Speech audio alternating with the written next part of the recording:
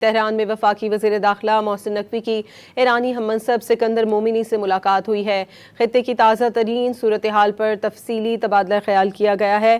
ایرانی وزیر داخلہ سکندر مومنی نے جنگ بندی اور مصالحتی کردار پر پاکستان کی تاریخی کاوشوں کو سراہا۔ ایرانی وزیر داخلہ نے باور کرایا کہ جنگ بندی بردر ملک پاکستان کی ثالثی میں قائم ہوئی۔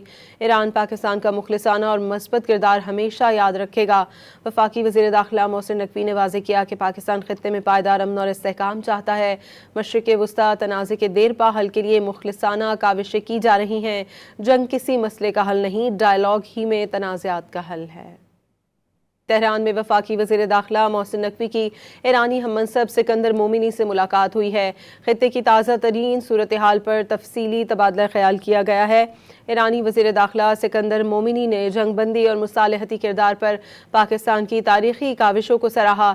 ایرانی وزیر داخلہ نے باور کرایا کہ جنگ بندی بردر ملک پاکستان کی ثالثی میں قائم ہوئی۔